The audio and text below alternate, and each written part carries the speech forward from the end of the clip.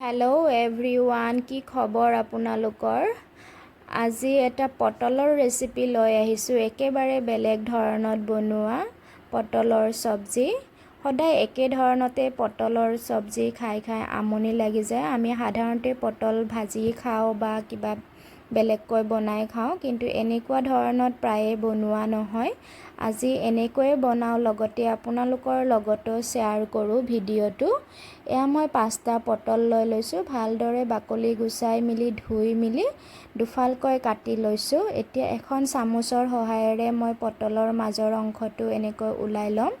চামুচেৰে ওলাবৰ কাৰণে বহুত সুবিধা হয়, একদম টাইম নালাগে। এয়া দেখিছেনে, মোৰ ওলাই লোৱা হৈ গ'ল। এতিয়া মাজৰ অংশখিনি মই ছাইড কৰি ল'ম। এইখিনি পেলাই নিদিওঁ, মই ব্যৱহাৰেই কৰিম। এতিয়া পটলত মই হালধি দিছোঁ, লগত অলপ নিমখ সোৱাদ অনুসৰি, আৰু লগত অকণমান জলকীয়া গুড়ি দি এইখিনি ভালদৰে মই মিক্স কৰি ল'ম, যাতে নিমখ হালধিখিনি গোটেইখিনি পটলতে ভালদৰে লাগি যায়। এইখিনি ভালদৰে মই হাতেৰে মিলাই লৈছোঁ। মিলাই লোৱা হৈ গ'ল। এইখিনি এতিয়া মই ছাইড কৰি থৈ দিম। এতিয়া পটলৰ মাজৰ অংশখিনি মই একেবাৰে সৰু সৰুকৈ কাটি লৈছোঁ, মিহিকৈ কাটি ল'ব আপোনালোকেও। এনেকৈ বাৰু আপোনালোকে বনাই খাই পাইছেনে মোক জনাবচোন।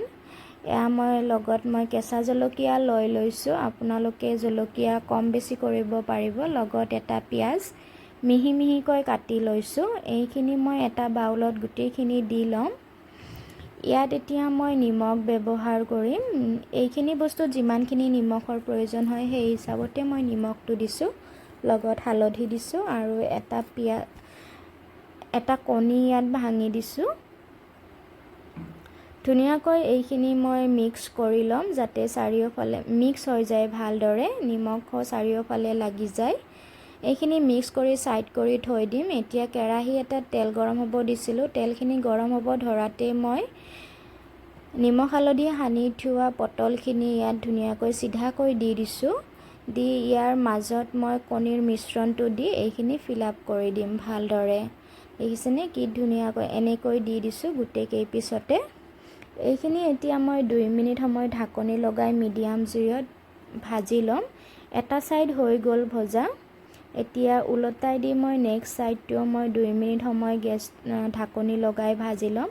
অলপ অলপ কণী ওলাই গৈছে, একো কথা নাই, তেনেকৈ ওলালেও একো প্ৰব্লেম নাথাকে, কিন্তু একেবাৰে ওলাই নাযায়। পটলৰ ভিতৰত কণীৰ মিশ্ৰণটো থাকিয়ে যাব, আপোনালোকে দেখাই পাব। ৰ'ব, এনেকৈ মই গোটেইখিনি পটল মই ভাজি লৈছোঁ। এইখিনি ভজা হোৱাৰ পিছত মই চেম কেৰাহীতে মই 2টা শুকান জলকীয়া আৰু অকণমান পাঁচফোৰণ দি লৈছোঁ। দি লৈ ইয়াত মই এটা পিঁয়াজ কাটি লৈছিলোঁ সৰু সৰুকৈ, লগত আৰু 2টা কেঁচা জলকীয়া সৰুকৈ কাটি লৈ কিনে এই পিঁয়াজখিনি মই ৰঙচুৱা হোৱালৈ ভালদৰে ভাজি ল'ম। ইয়াত দেখিছেনে ৰঙচুৱা হ'ব ধৰিছে। এতিয়া মই ইয়াত এটা বিলাহী সৰু সৰুকৈ কাটি থৈছিলোঁ, এইটোও দি লৈছোঁ। দি বিলাহীটো মই ভাজি ল'ম। লগত অকণমান নিমখ দি দিছোঁ, যাতে বিলাহীখিনি ভালদৰে গলি যায় সোনকালে। ঢাকনি লগাই মই বিলাহীখিনি ভাজি ল'ম। এতিয়া ঢাকনি গুচাই মই হালধি, জলকীয়া গুড়ি, ধনিয়া গুড়ি আৰু জিৰা গুড়ি অলপ দি লৈছোঁ। লগতে অকণমান আদা নহৰুও দি লৈছোঁ। দি এইখিনি এতিয়া ভালদৰে ভাজি ল'ম। কম জুইত ঢাকনি লগাই 5 মিনিট সময় নালাগে ভাজিবৰ কাৰণে। এইখিনি ভালদৰে ভাজি ল'ম। অকণমান কণী মোৰ বাচি গৈছিলে, সেইখিনিও মই ইয়াত দি দিম, পেলাই নিদিওঁ আৰু সেইখিনিও দি ভালদৰে ভাজি লৈছোঁ।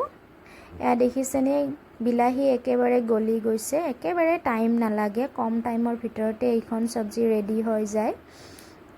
এতিয়া মই গৰম পানী ব্যৱহাৰ কৰিছোঁ। গৰম পানী দিলে এইখন চব্জি খাবৰ কাৰণে বহুত সোৱাদ হয়। এয়া দেখিছেনে, এতিয়া ইয়াত পটলখিনি যে ভাজি থৈছিলোঁ এইখিনি দি দিছোঁ। কণী ওলাই যোৱা নাই, দেখিছেনে কি ধুনীয়া। এইখিনি দি এতিয়া মই 5 মিনিট সময় মই উতলিবলৈ দিম ঢাকনি লগাই। 5 মিনিট পিছত দেখিছেনে, ইয়াত অকণমান মই গৰম মছলা দি কিনে নমাই দিম। যদি আপোনালোকে এনেকৈ কেতিয়াও বনাই খোৱা নাই, এবাৰ বনাই খাবচোন, এইখন চব্জি থাকিলে আৰু বেলেগ চব্জিৰ প্ৰয়োজনেই নাথাকে। এইখনেৰে আমি ভাত সাজ ভালদৰে খাব পাৰোঁ। এয়া দেখিছেনে, মই ওলাই দেখুৱাইছোঁ, কি ধুনীয়া লাগিছে। খাবৰে সঁচাকৈ বহুত সোৱাদ হৈছিলে। এবাৰ ট্ৰাই কৰিব আপোনালোকে। যদি ভিডিঅ'টো চাই ভাল পালে এটা লাইক কৰি দিব। ধন্যবাদ।